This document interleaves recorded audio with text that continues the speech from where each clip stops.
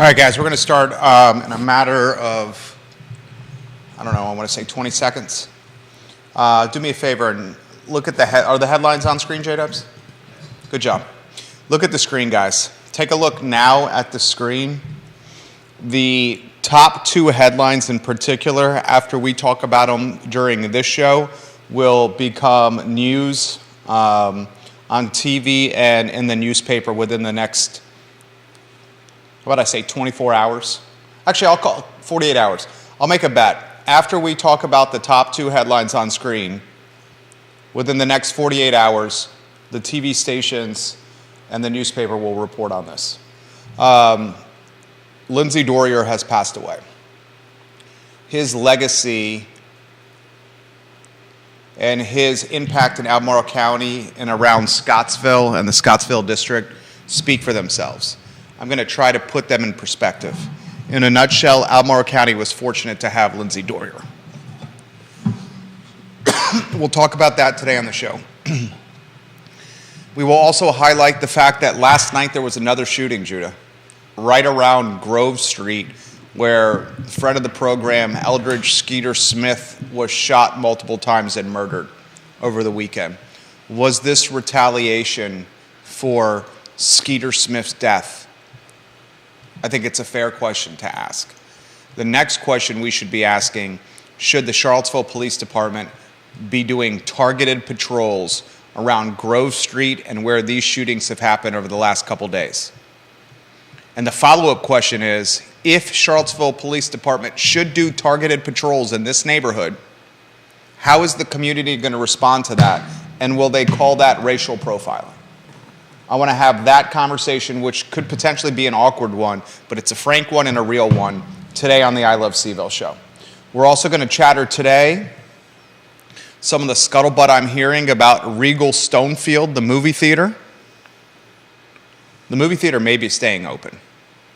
Negotiations taking place as we speak. I'll give you insight to that.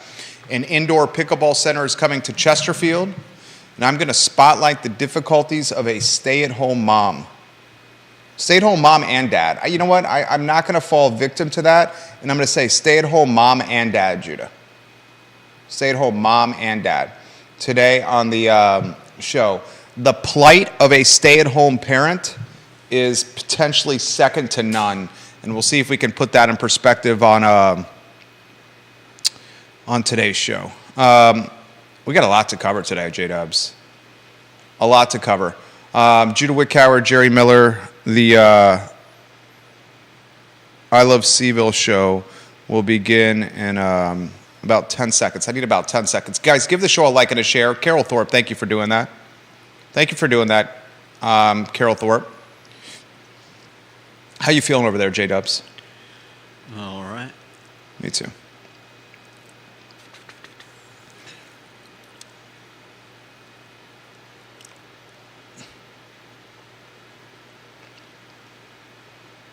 All right, I'm ready to rock and roll. All right. Thank you, sir. Quiet on the set.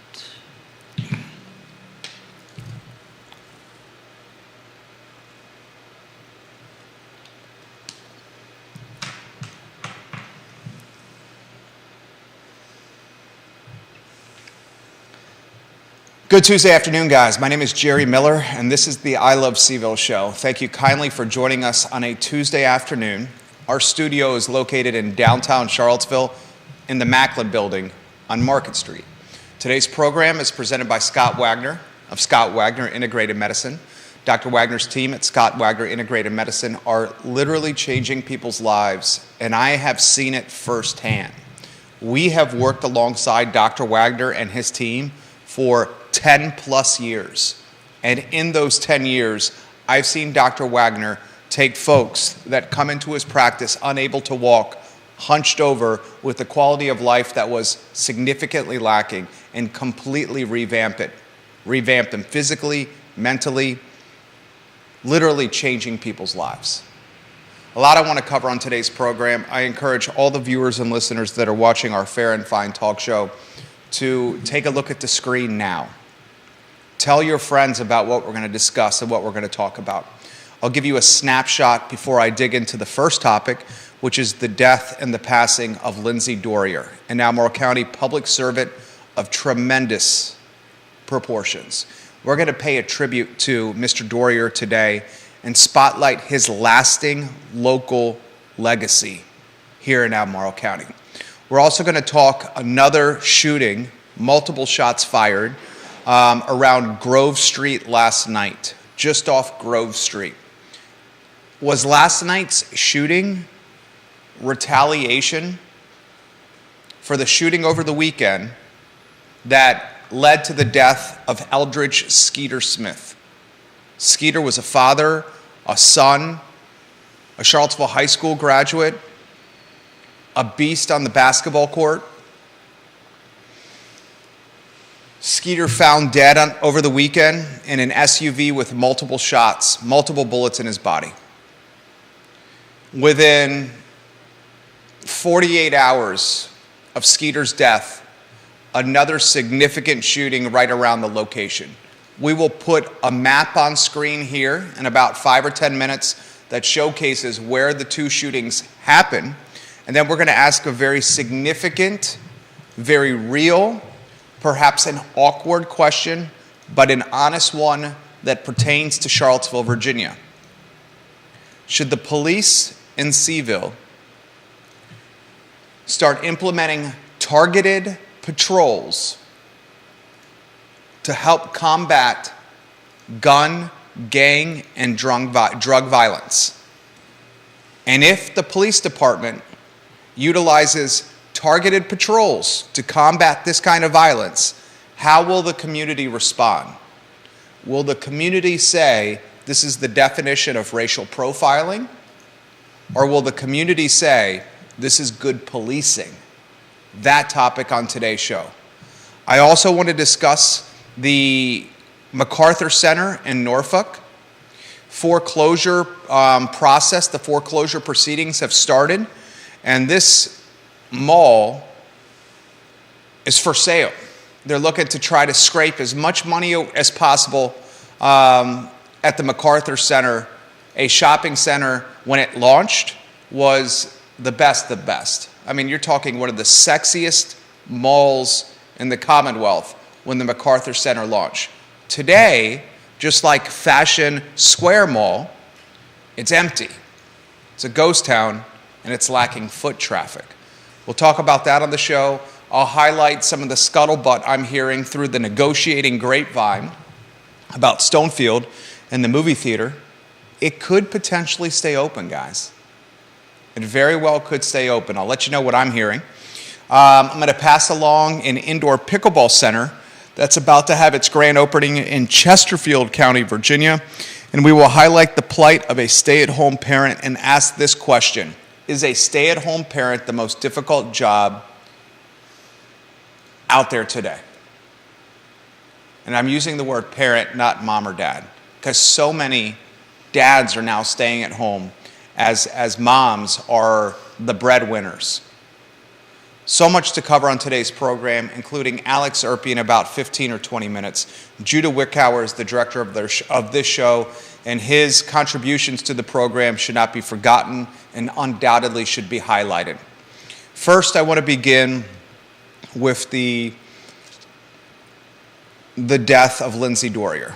I received an email last night from Mr. Dorrier's daughter, Margaret Dorrier, and she very kindly reached out and let me know that her father passed away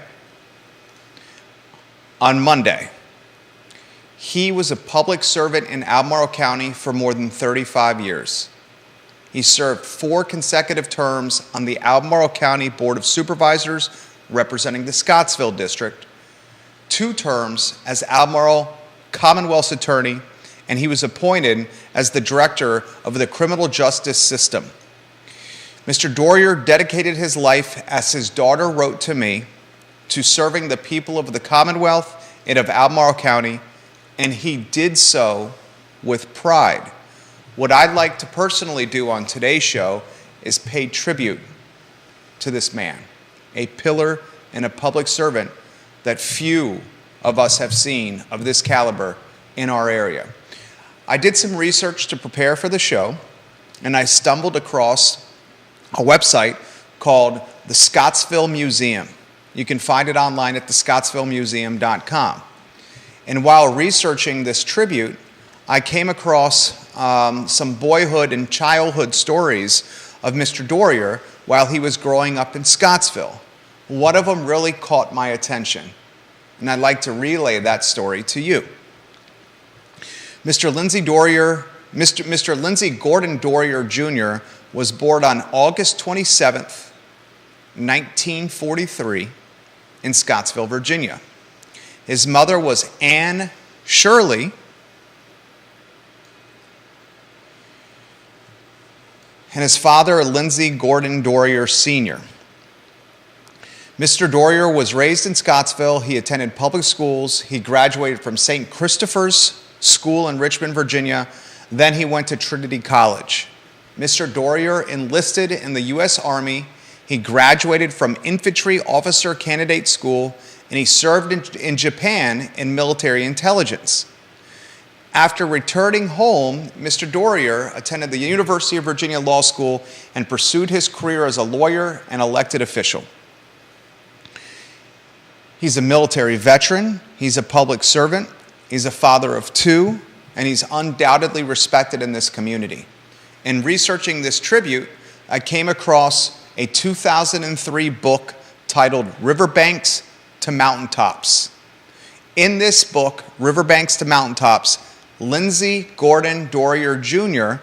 contributed an essay on his hijinks as a teenager growing up in Scottsville.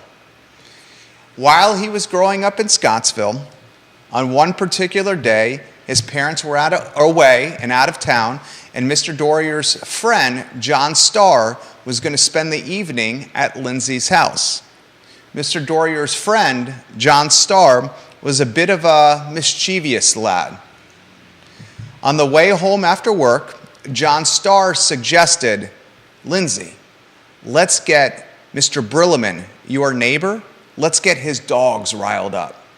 And how we're going to rile up Mr. Brilleman's dogs, we're going to whistle and howl at them until they start barking uncontrollably, and then we're going to run away."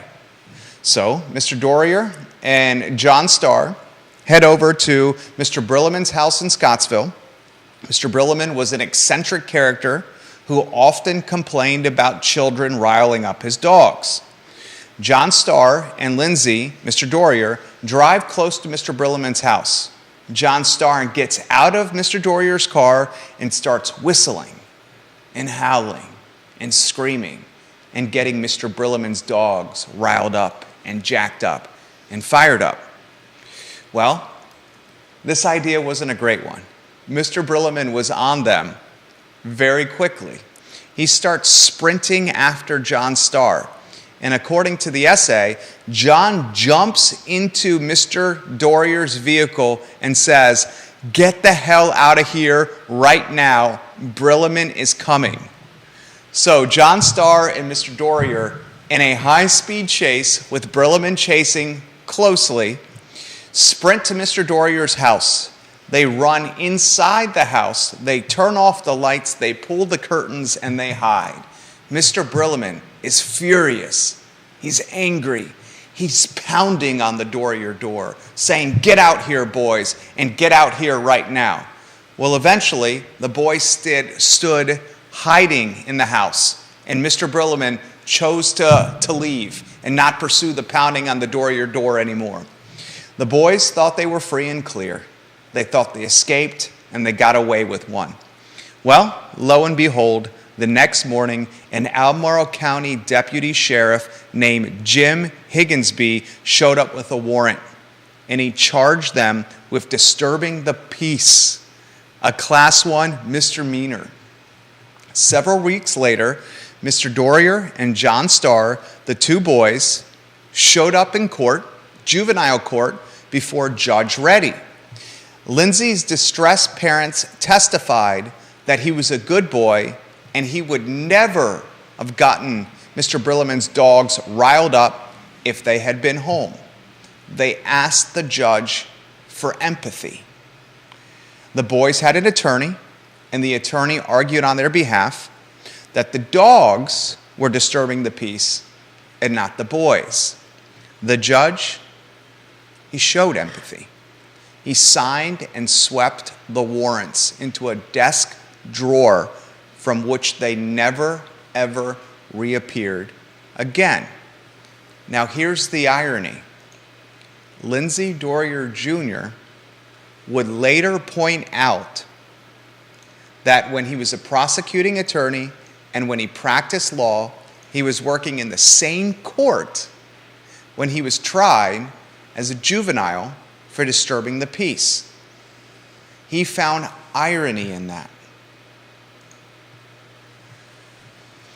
When you're paying tribute to a man of such accomplishments and accolades, you struggle to highlight which of the accomplishments and accolades should be spotlighted the most.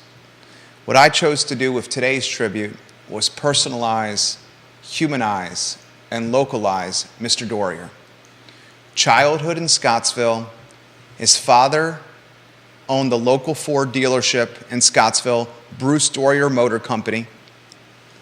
I try to highlight his military service and his commitment to Albemarle.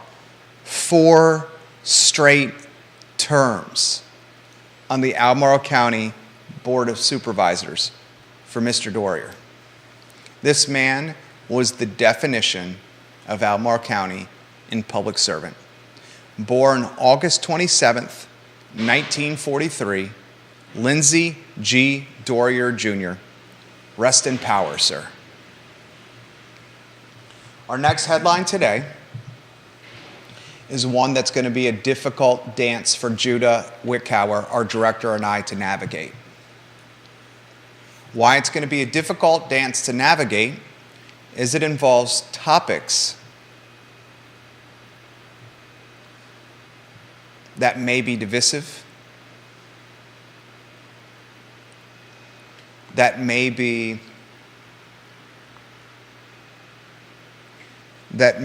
elicit distrust in police, but it's a topic that we need to have nevertheless. Yesterday, another shooting took place in the city of Charlottesville. Parents walked out of their house in the Fifeville neighborhood just off Grove Street to find bullets piercing vehicles up and down the road. I'd like for Judah Wickower to put the map on screen if you could. Over the weekend, Eldridge Skeeter Smith was murdered in an SUV. He was found with multiple bullets in his body off Grove Street. Grove Street is a hop, skip, and a jump away from the UVA hospital, right off Cherry Avenue. You have it on screen, sir? Thank you kindly. Everyone, please look at the screen. Please look at the screen now. I ask a fair question. Within 48 hours, you had someone or multiple people spray bullets all over a residential neighborhood. The first spray of ammunition resulted in the death of a 36-year-old father. The second spray of ammunition last night resulted in a terrified neighborhood. The second spray was the name of the street, if you could? I don't know the exact street, but they said the Grove Patton area of Fifeville. That's the second circle. And the map is still on screen? Yes. All right, thank you, Judah. Everyone, please look at the screen. Last night's shooting took place on Patton Street. It was the second shooting in 48 hours on the Francis, Fife, Patton, Grove Street area. I'm going to ask a couple of very fair questions, and we can go back on a one-shot. The first question I'm going to ask is this. Over the weekend, a 36-year-old father was murdered in his SUV. Last night, a hop, skip, and a jump away from this murder, someone or multiple people sprayed bullets in a residential neighborhood. Are these two events connected? Is this retaliation for Eldridge Skeeter Smith's murder? Having this kind of ammunition sprayed in a residential neighborhood is terrifying, and asking if the events are connected is a fair question, a very fair one. I'm now going to go into a very difficult topic for all of us that are watching the show. Should the Charlottesville Police Department roll out targeted neighborhood patrols? Should the Charlottesville Police Department identify neighborhoods of high levels of violence and keep additional boots on the street and additional police cars circling the block? Before I take a deep dive on that topic, I understand that this is a question and this is topic matter that's going to make folks uncomfortable. Some are going to call this topic and this kind of targeted patrolling racial profiling. It's no secret that where these bullets were fired is in black neighborhood, a gentrifying neighborhood, a lower income neighborhood that is searching for an identity. Charlottesville City, as we all know, is extremely expensive. And currently, Fifeville and Grove Street and that Cherry Avenue corridor are gentrifying very quickly. You have folks tearing down houses and then building new construction at the $500,000, $600,000, and $700,000 clip. I'm going to tell you, the housing is going to get even more expensive every day that goes by.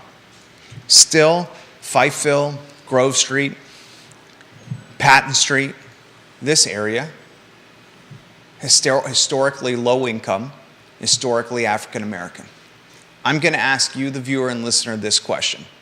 Should the Charlottesville Police Department amplify patrols in this neighborhood? How will the neighborhood respond? How will the community respond? How will City Council respond? How will newly minted Police Chief Michael Kachis respond? How will Charlottesville Twitter and Socialist Charlottesville respond? I like to weave Judah Wickower into the mix on a two-shot. J-Dubs, Lisa Costello says one of her favorite aspects of the show is when you say in the beginning, quiet on the set. Okay. Lisa, welcome to the program. Carol Thorpe, I'll get to your comment in a matter of moments. Viewers and listeners, leave your comments on air, please, in the comment section, and I'll read them on air. Look, gun violence is at an all-time high. In the last week alone, we've had 2 people shot next to Champion Brewing Company. We had a 36-year-old father murdered. And then last night, neighbors, homeowners, tenants, moms and dads, kids woke up to a spray of ammunition in the evening hours. I wonder if the Skeeter Smith murder and what happened last night are connected. I think it's a fair question because of the proximity. If they are connected, the Skeeter Smith murder over the weekend and last night's spraying of bullets, that very much makes me worried, because that would allude to some kind of turf war, gang violence, retaliation. A logical question would be this: should the Charlottesville Police Department, which is currently 1/3 vacant, should it utilize its efforts and its resources to target the Fifeville area where this kind of violence is happening? And my follow-up, and I understand I'm asking you a very difficult one, and it's a nuanced answer that you're going to have to offer. My follow-up is this: how will elected officials respond to targeted patrols? How will the black community respond to targeted patrols? How will the socialist community respond to targeted patrols? How will the media respond to targeted patrols? Is this racial profiling? Anywhere you want to go on that topic. I think it would definitely be helpful for the for the police to start, and I think targeted patrols is I think maybe it needs another name because it sounds like the kind of thing that would call down cries of Racial profiling. racial profiling. But really all it is I think an acknowledgement of where we're seeing problems happen. And it doesn't mean that they're targeting anyone. I think the reason for targeted patrols is that if the people that are shooting guns off in that area see a greater police presence, hopefully they're less likely to continue doing what they're doing there. I certainly can't say how any particular group is going to respond, but I think we can all agree that something needs to be done, and we can't just allow people to continue to shoot guns. Somebody's got to stop them. Yolanda Coles-Jones is watching. She joined us on the talk show, I'd say about 18 months ago, and she asked us to unpack the word targeted. Yeah. So by my understanding of targeted patrols, it's that the patrols target areas where they know that crimes are occurring.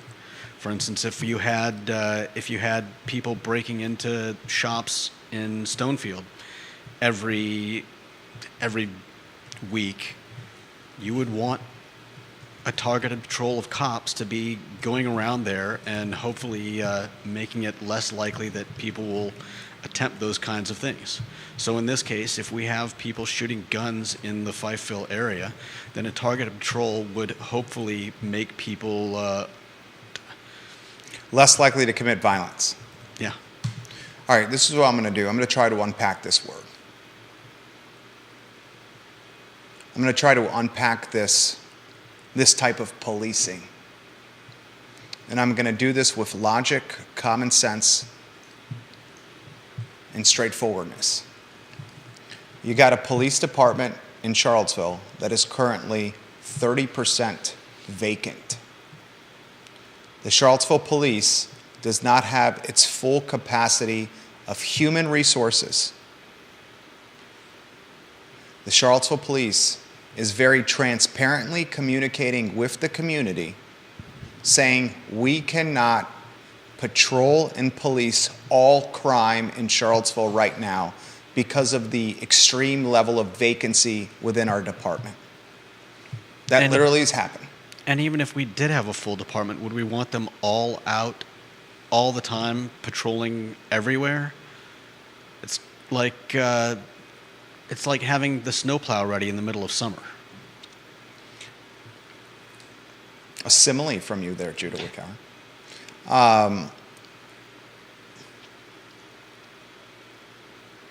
Here's what I would do first. I also found something where it's being called directed patrol, and it gives some good definitions. Directed patrolling simply means to add visible patrols, whether in vehicles or on foot, when and where more crime is expected. For instance, hotspots. And so this, just one more, this says directed patrol is a proactive form of policing, unlike reactive patrol, where law enforcement responds to a crime as the result of a complaint. So in this case, we don't want complaints, we don't want the crime. So directed patrol is a proactive form of hopefully curbing what's going on. You know what the difference between targeted patrols, directed patrols, and racial profiling is? You know what all that is? Go ahead. Perception management. It's called branding. Yeah. That's You got why I said we should use a profiling, target patrols, directed patrols. I think target and directed are basically the same thing. Same. It's utilizing police resources in areas of violence. Yeah. This is the first thing I would do if I was an elected official. I would head to where the violence is going and transpiring, and I would knock on doors as an elected official. and I would talk to the residents where the violence is happening. The renters, the homeowners, the children, everybody and anybody. And I would listen to learn. I would ask folks in this neighborhood, what's going on? How do you feel right now? What can we do to solve this? And would you like an additional police presence, enhanced or amplified police presence around your neighborhood streets? And then I would tally the results of what I hear. And then I would bring these results back to a team of leaders, stakeholders, city employees, police officers, and we would make a decision as a collective. From my standpoint, when your police department is 30% vacant, on paper you know you do not have the human capital to truly police this 10.2 square mile city in full capacity. We're also seeing the violence in a lot of parts compartmentalized to certain portions of Charlottesville. I would bet when you go to Grove Street, when you go to Patton Street, and you ask the folks there, what would you like to see? I would bet you the majority would say, please give us more police officers around here because we're very scared. We're very scared right now. And we don't want to see any more gun violence and any more death. I would also bet that you're going to have this reaction from some folks in the community. If you do targeted patrols, direct patrols, profiling patrols, whatever you want to call it, then what you're doing is you're doing systematic racism policing. You're creating a pipeline to prison. The same reason many folks wanted school resource officers out of hallways in public schools. They feared those SROs were targeting black and brown students. And when they targeted black and brown students, they created a pipeline to prison. That undoubtedly will be heard and mentioned.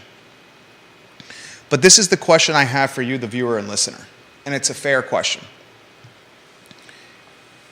If in fact the majority of the neighborhood wants the targeted patrols, the direct patrols, the profiled patrols, and a small percentage of the neighborhood does not want them for fear of the pipeline to prison possibility, what should the police chief, Michael Kotchis, do?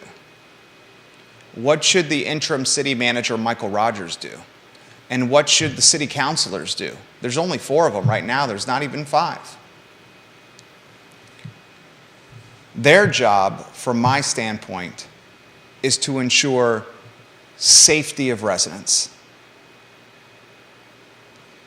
I often talk about on this show, what is the role of public schools? And I've said it's 3 priorities, public schools. Get kids safely and on time to school, maintain kids' safety while on school grounds, and get kids home and safe on time. Those are, I think, the 3 top priorities for schools. 4th priority is going to be academic performance, quality of life. But those 3 priorities, get kids safely to school and on time, maintain their safety while on school grounds, and lastly, the 3rd priority, get kids home on time and safely. What are the priorities of elected officials, of police chiefs? From my standpoint, the number 1 priority for elected officials and police chiefs is to figure out a way to maintain the safety of residents, of taxpayers and citizens. Of course it's managing a budget. Of course it's managing growth. Of course it's trying to figure out affordable housing. Of course it's associated with quality of life. But isn't the first aspect of being a police chief or a policeman or an elected official is to build trust with the community through safety, that it's okay to live here, that you're going to be safe living in our jurisdiction? I certainly think so.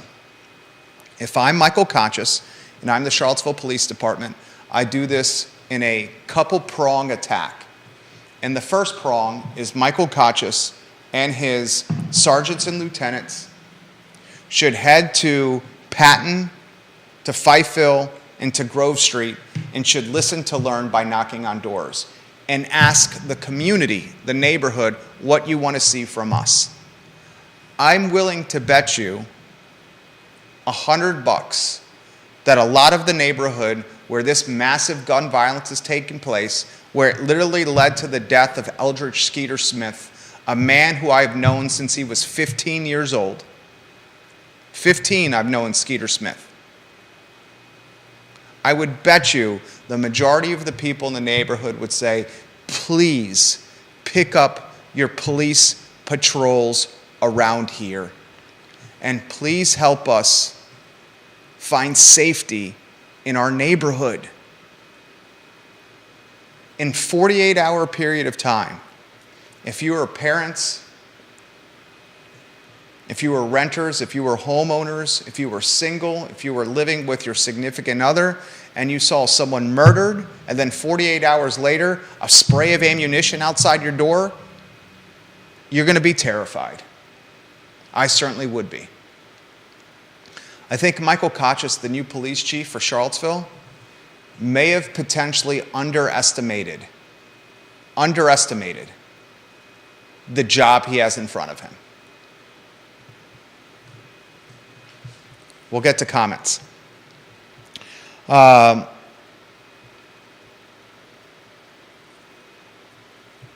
Yolanda, thank you for your question. The verb target in the context of policing, to be clear, what does this look like in your imagination?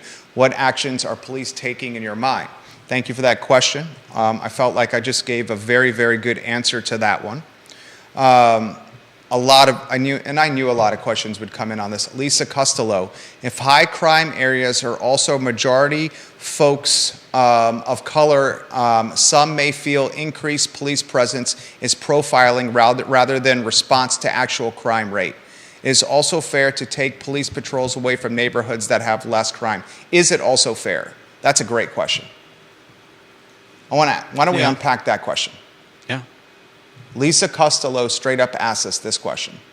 Is it fair to take patrols away from neighborhoods and area that have less or no crime and allocate them to neighborhoods that have more crime?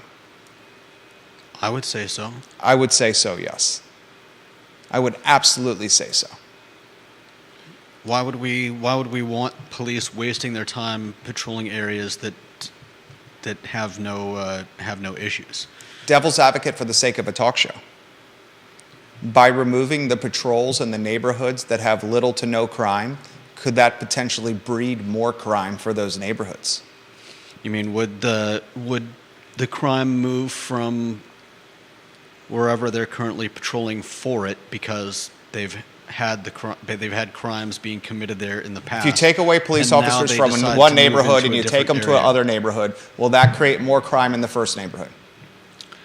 I would hope that in the pursuit of their job, they would hopefully be finding these people.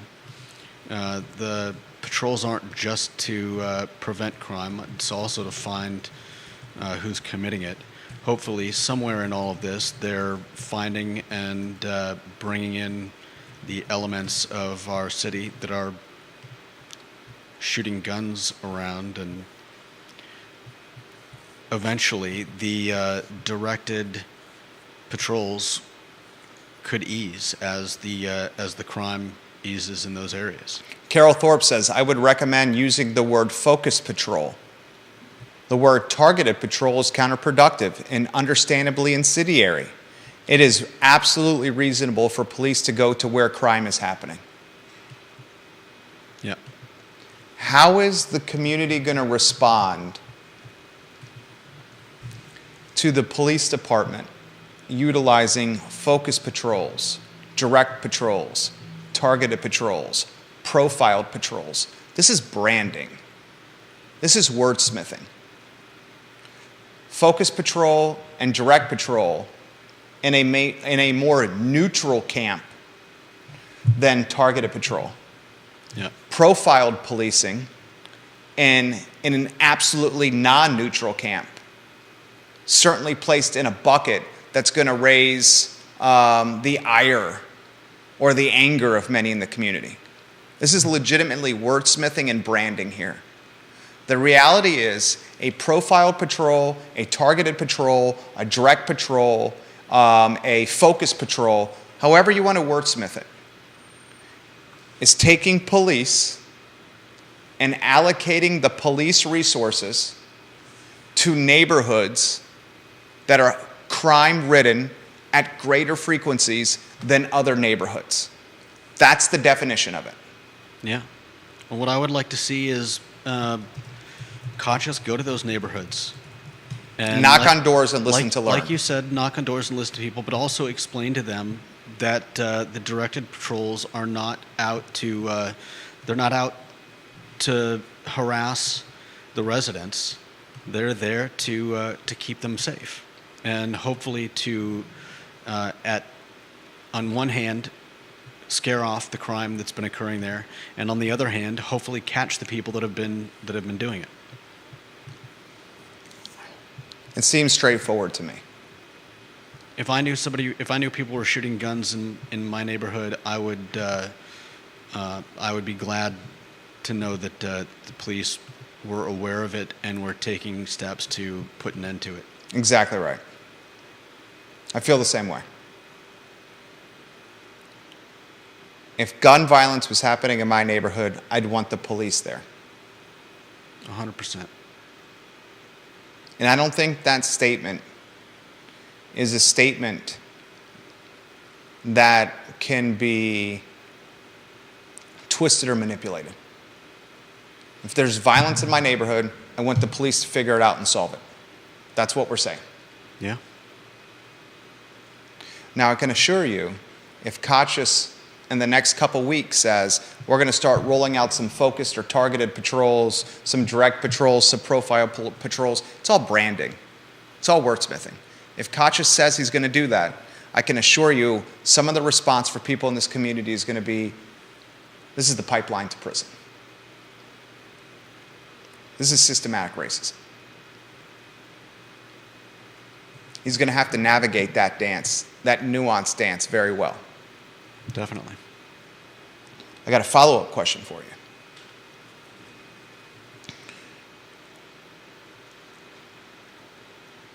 If the two events, and put the map back on screen if you could. Put it on screen for about 10 seconds and then come back to us on a two-shot. If these two events, I mean, look how close they are in proximity. If these two events, I understand it's a roundabout. We don't have to, it's a roundabout, yeah. Don't marginalize the narrative. If these two events are connected, and it is in fact retaliation for what happened over the weekend, what's your response to that?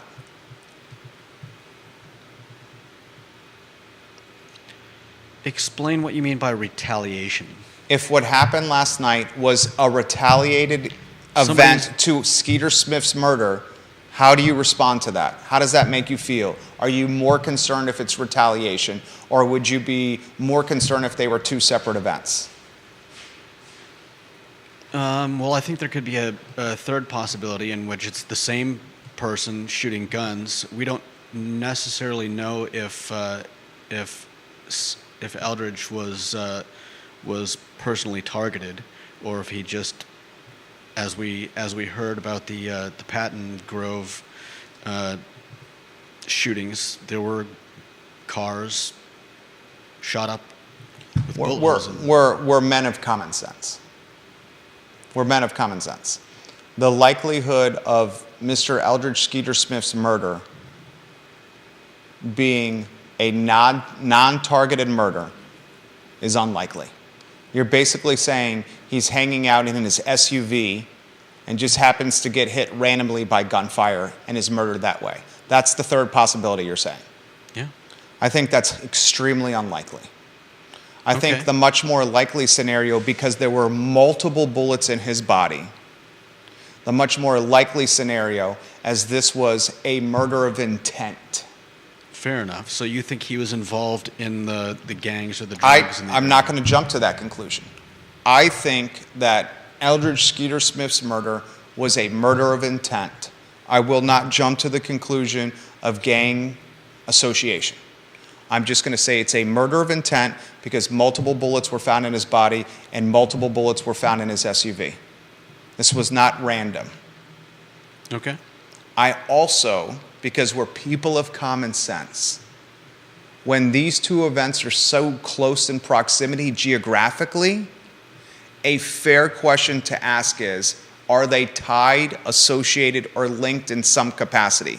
Further justifying the statement I just made is the short window between the two. We're talking 48 hours here between these two. For us to believe that in a 48-hour window, within a quarter of a mile, less than half of a mile, in a 48-hour window, there was multiple shooting, spraying of ammunition and bullets. We're common sense people, right? It's common sense to link these in some capacity until we hear otherwise from the police. So my response to you is this. If these two events are in fact linked, does that make you more nervous, more trepid, more frightened and scared than if these two events had nothing to do with each other? I don't know. From a logic standpoint, I think that if they are connected, it might make it easier for the cops to find and apprehend the people. How about you, viewers and listeners? As I said on a previous show, I think if they're just random events, it becomes a lot harder to figure out who did That was a them fair point you made on the previous and how show. to stop them. If they were just random events, it would become more difficult to figure out what's behind all these. Yeah, you don't know if it's going to pop up in the same neighborhood or a completely unrelated neighborhood. If they are connected, then maybe it's connected to somebody in those neighborhoods. There's a trail or a breadcrumbs for the cops to follow and hopefully solve this and bring some people to justice. Very fair point. Very good point right there. I'll take this position. While I agree that if these two shootings are linked in some capacity, the shootings will become potentially easier to solve from a policing standpoint, I agree with that. But from a standpoint of being a father of two and a husband to the best person out there, my wife, I become more scared and frightened because the events are linked. Retaliation and linked gun violence is the foundation of gang violence. That's fair. Foundation of it. Random shootings, while still extremely concerning, Yeah. that are not linked in any capacity, can be checkmarked in the one-time event category, which would create a sense of, I don't have to worry about this as much. Yeah, and you're saying that that if it is some kind of retaliation, then that could lead to a retaliation from the other side. Exactly. Which it's a never-ending That's my chain point. of people going after each other. Bingo. That's fair. At a time when the police department doesn't have the resources to combat it. That's exactly my point. I think Michael Kochis, the police chief, has a very dubious task in front of him. And I think he underestimated what he has in front of, the challenge he has in front of him. Maybe. I think Michael Kochis, since he's taken this job, he had Doc Holliday and Wyatt Earp and the OK Corral in downtown Belmont. He had a murder on Grove Street, a middle schooler, Albemarle County Public School middle schooler, shot outside Champion Brewery. A few hours later, a female shot a block and a half away. Yeah. Then he had Skeeter's murder over the weekend, and now the spraying of ammunition right around the corner. I think he underestimated. And Michael Kachis, I've been in touch with some of your colleagues here. Would love to get you on the show to introduce you to the community. It would be undoubtedly a fair interview. We would spotlight you, sir. We would humanize you, localize you, personalize you. We'd ask you questions about this, but it would not be shock jock journalism. It would just be fair questions that the community is wondering. We would happily stream the interview, Police Chief Kachis, to the Charlottesville Police Department Facebook page, where it could be archived as an introductory of you to the community. I got to be frank, very few in the community watched your press conference on legacy media, just because folks aren't checking out media that way anymore. How they're absorbing their media now, Police Chief Kachis, is through what I'm doing right now. Let's introduce you to the community, sir.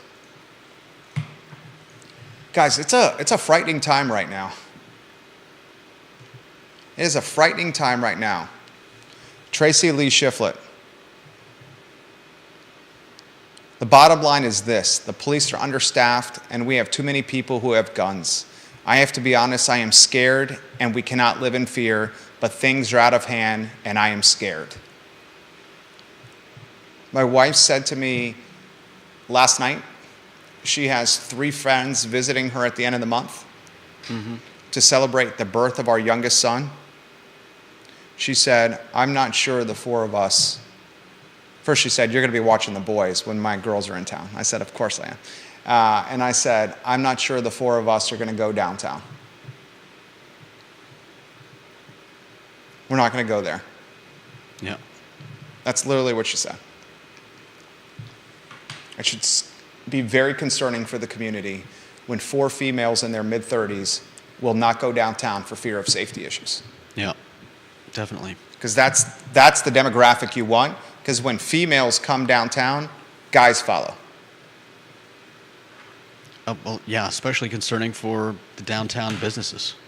She literally said that. How many other people are saying or thinking the same thing? I was playing squash yesterday with a Darden first year. He's pursuing his MBA. He dropped his car off at Settle Tire during the middle of the day. And then he walked from Settle Tire to the downtown mall. And he said he was harassed beyond levels he have ever experienced by panhandlers on the downtown mall, to the point where they were cussing and screaming at him. Wow. And this guy is maybe 6'1", 200 pounds, and 28 years old. I said, do you feel unsafe? He said, absolutely. I said, what time of day was this? He goes, just after lunchtime. I want you to think about that. You got a 6'1", 27, 28-year-old that's about 200 pounds. That is chiseled and primed physique, getting harassed to the point of getting cussed out by multiple panhandlers. And I asked him, did you feel safe? He said no, just after lunchtime on a Monday afternoon. Yeah.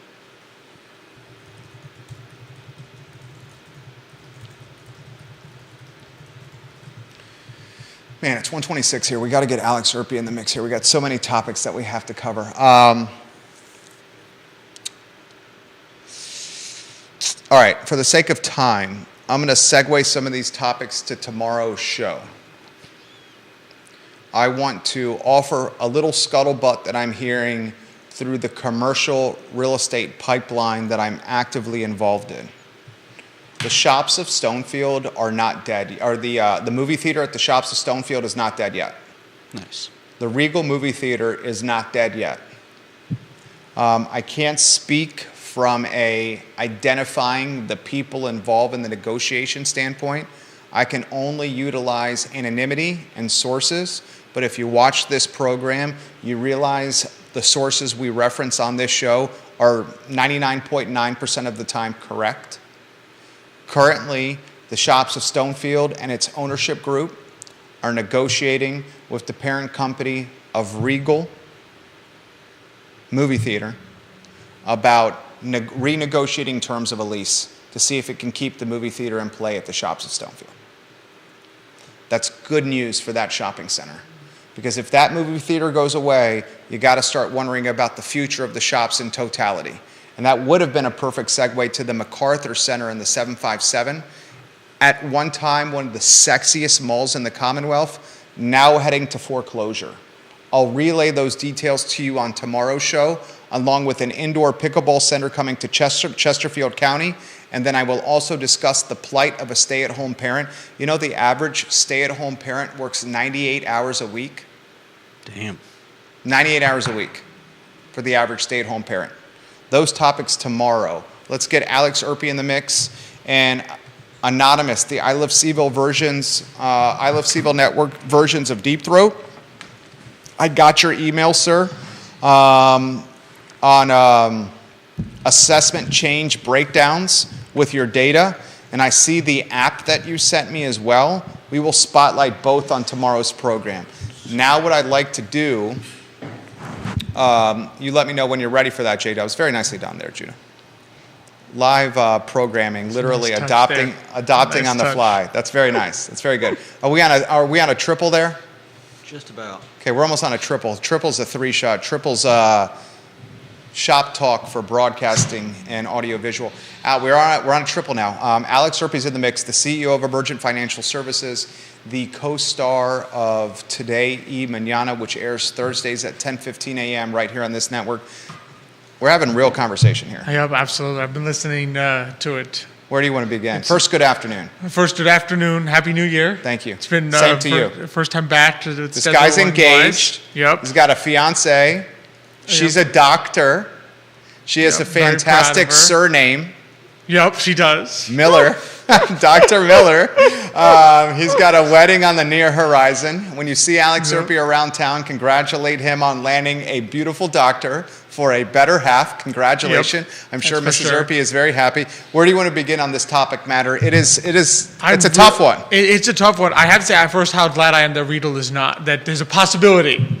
I've been my fiance and I have been kind of depressed about that for the last 2 weeks since we saw the news on that it might be going, because that's our favorite movie theater. That's your We're favorite kind movie of- theater? Yeah, we're kind of old fashioned and liking just our sloping seats, our nice big screens, not bothered by anything. and Are so you talking forth. about like the wait staff taking your order? Yeah, while that kind sitting? of stuff. We just Yeah. want to like watch the movie, and we don't even get that many popcorn or anything. So we like Riedel. So I'm hoping that that works out, because that would be nice. And especially like you said, that it's a centerpiece of that mall.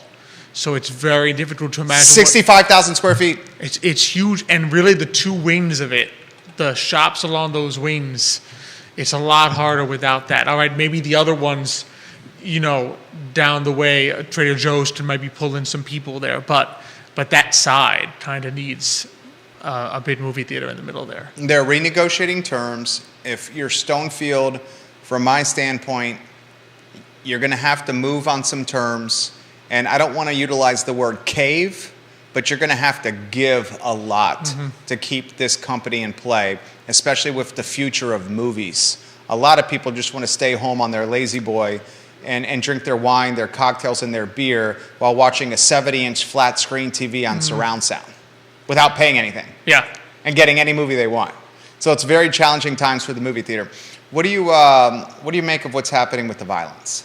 It's tough. I mean, we were talking about it the other day, my family and I, just with regards to downtown, that you got to make sure you kind of avoid the cycle of, I don't want to come downtown because I think it might be violent. Therefore, if I don't come downtown, there's less people downtown. If there's less people downtown, then the percentage of actual people on the mall versus panhandlers decreases.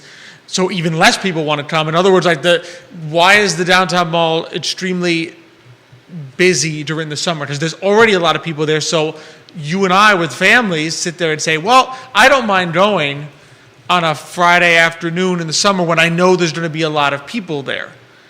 I do mind going on a Friday afternoon in the winter if I don't think there's going to be a lot of people there, because I don't want to be accosted by someone looking for money, and particularly if it's going to be in an aggressive manner, like the person you were citing just said. So I think that's kind of those cycles that you really have to figure out a way to put a stop to, because otherwise you end up with ghost towns, because no one goes because no one else is going, if that makes sense. It's that kind of cycle that you have to avoid, and it's hard to know what the magic solution is, given that the police department is clearly understaffed. But it's strange. Partly, I think we've talked about this before, that a lot of the officers can't even afford to live nearby, so you really don't get a lot of night patrols there. Because I remember, like, you go downtown Mall during the day, sometimes you'll see the officer on the Sedway. Yep, absolutely. Going by. I see him often. I've never seen him at night. And maybe that's something they need to look into. But again, it's a harder ask if you're understaffed to then have people come in at night and do that. But you need to do something, because like you said, perception becomes reality at some point. And if the perception is that downtown is not safe and there are no families there, then families won't go.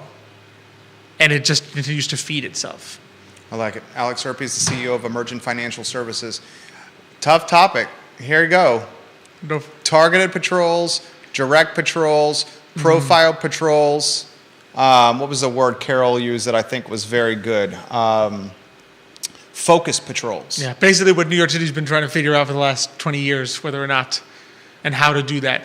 I think if you do it, it needs to be combined, I think, with community outreach there. In other words, you have to do it in such a way to say, we're going to help you to get to know the officers that we intend to send there for your safety. Because I think if you do that, if the officers then know the people that live there, the people that live there know the officers, and you can get a good community trust, if you can build trust there, I think it makes the focus patrols in that area much more efficient, because then you know you don't have a sense of fear that people, and this goes back, Latino communities used to have it where, you don't talk to the police. The Sicilian communities way back in the 40s used to have it, oh no, you don't talk to police, right? Because when there's no trust, it's difficult to put focus patrols, because then the implication is, well, what do you think of me as a community? I'm not going to talk to you or help you. If you do take the steps to build trust and say, this is why we're here, what do you think, what would be helpful for you? I think that can go a long way to saying, all right, we know who is going to be doing the focus patrols, and not know in the sense of like Charlottesville Police Department, like know is in the sense of Officer Jimmy, Officer Bob, that kind of thing, to get to know them. And I think that can go a long way towards making that more successful. Just like you said, you have to, as someone, right, who's, family, one side of the family came out of Brooklyn and the other one came out of Queens, right? You don't want people in low-income communities to suffer because of violence, because we're afraid of perception. You know what I mean? Now, you can't sit there and say, well, the police department doesn't want to look bad, so we'll just have to, good luck with the violence, because we don't want anybody to be mad at us. You have to take the steps to do something about it, but do it in a way that builds trust rather than breaks trust. So I think that's something they should look into, see what other cities have done to kind of build good relations between the community and the officers you're about to send there. I'm getting multiple messages from the Charlottesville Police Department as we speak. They are watching the show literally right now. The Charlottesville Police Department is watching the show literally right now. This message sent to me directly: Jerry, Chief Kachis and his officers will be visiting neighborhoods in the community for walk and talks all week long, including starting on Thursday at 3:30 p.m. We will be doing the walk and talks and knocking on doors like you have identified. The police watching the show as we speak literally right now. I think that is the path right there to good policing. Because if the police goes to the neighborhood and says, what should we do to solve these problems? And if the neighborhood answers or votes or says we should be doing this, then the police can say, hey, we listened to learn, and this is what the neighborhood wanted from us. We're not shooting, bad pun. I was going to say shooting from the hip. We're not just randomly doing a police strategy. We're asking the people themselves what to do. So the police department reaches out to me directly and says, we're going to be doing this starting on Thursday at 3:30 p.m. What do you make of that? Both of you boys. Those are the first steps that you need to do. Because again, you have to do it when you do things with people, and this goes for everybody, right? Not just low-income communities. When you do things with people, people trust you. When you come in and say, this is what I'm doing for you, take it, like it or too bad if you don't like it, then people, we're human beings, right? We tend to bristle. We're like, oh, well, what do you mean you're going to do this without asking me if you want to do this? So I think when you do it in a way that says we want to work with you on this and we want to serve your needs, I think that goes a long way. What do you think, Judah? Well said. I agree completely. It fosters a sense of community, and by the police knowing the people in the neighborhood, and the people in the neighborhood knowing the police, it's not just. I think it curtails some of the fear that some people may feel with cops coming into their neighborhood and possibly not knowing who they are. I can completely understand someone being worried that I'm just coming home, I step out of my car, here comes a cop, they don't know me, and all of a sudden we've got problems, issues.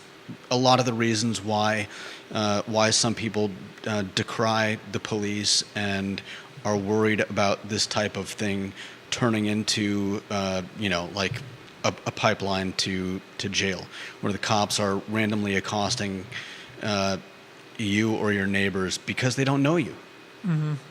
Texting with police while hosting the program and reading comments as we speak. This from Twitter and direct message. This is from Anonymous. He says, I lived most of my life in New York City.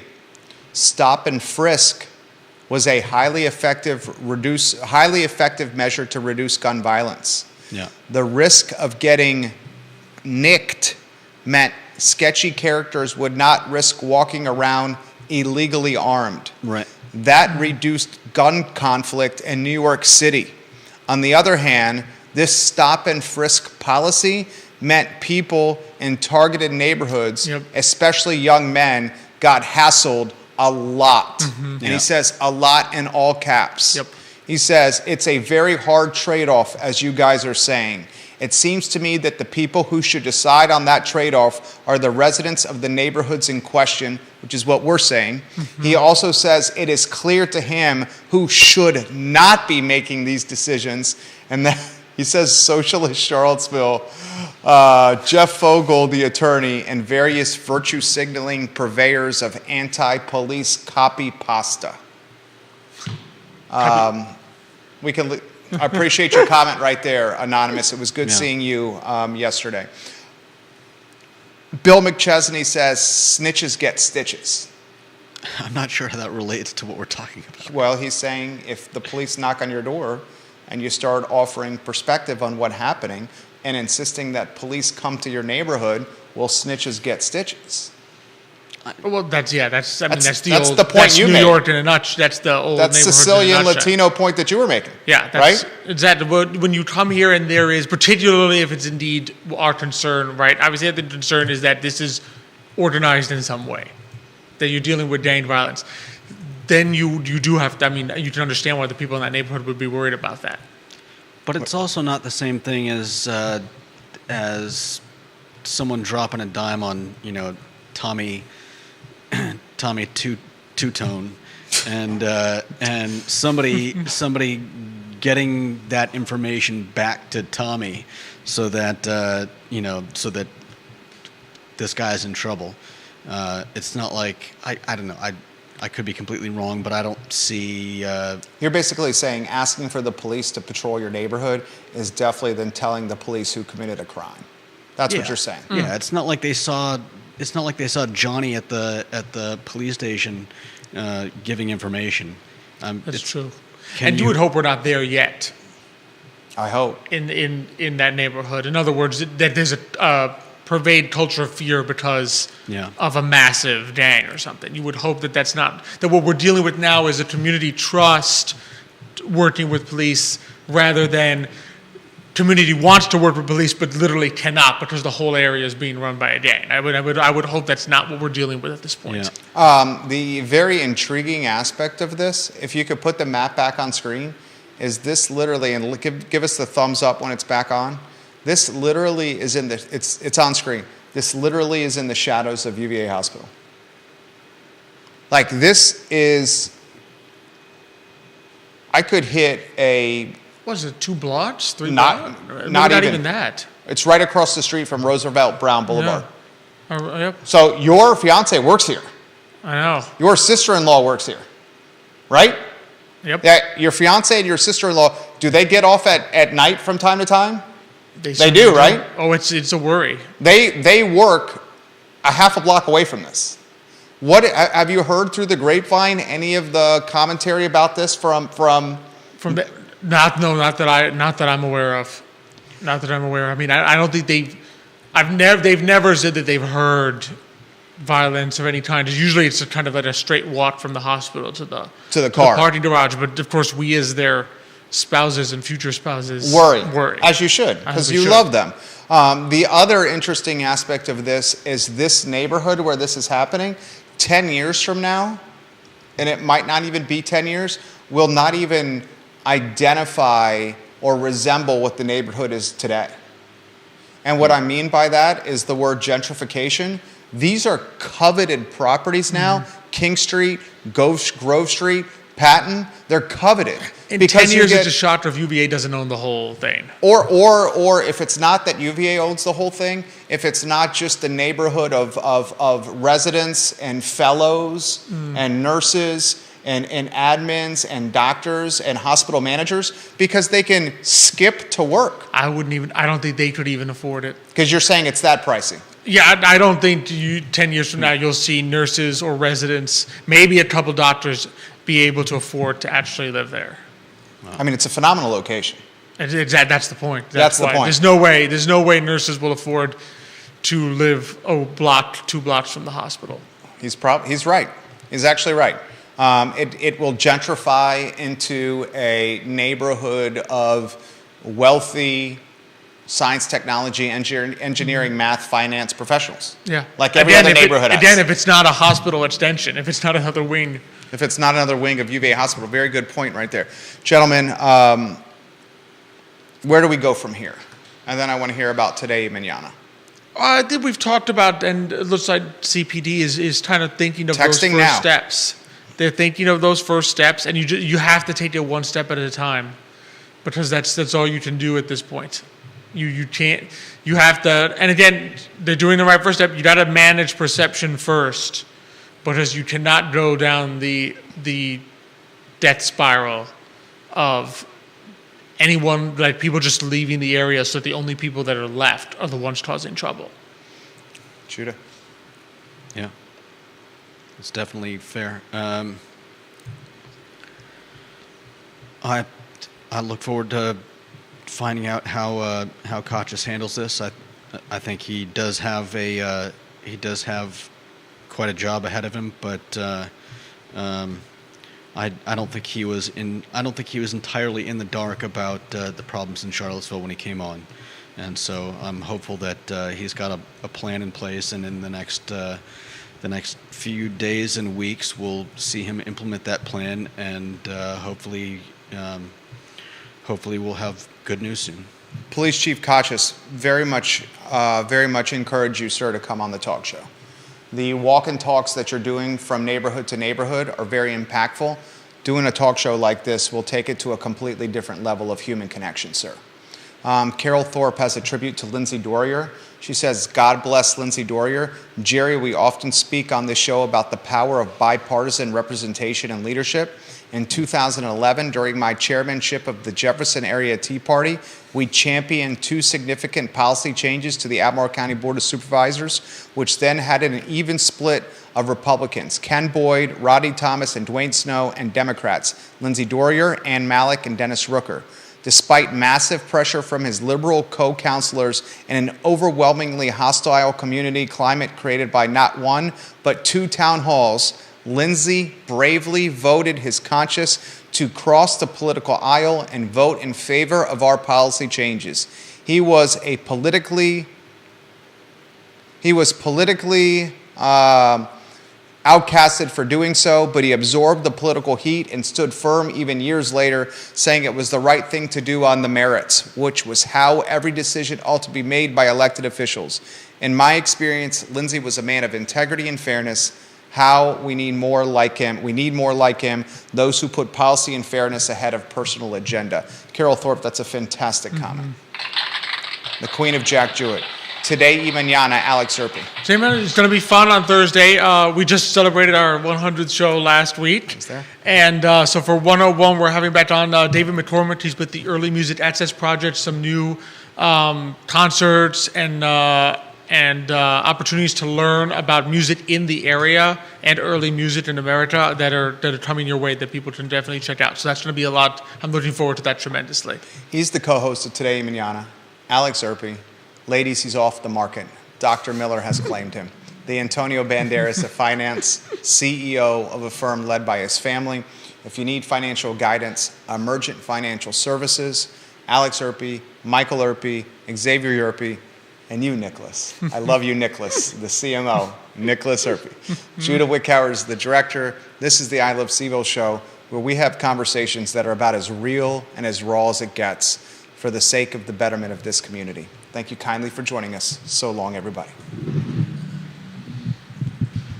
John, he's going to tell us when the mics are off, which I think they're going to be off here shortly. I believe you were, let me make sure.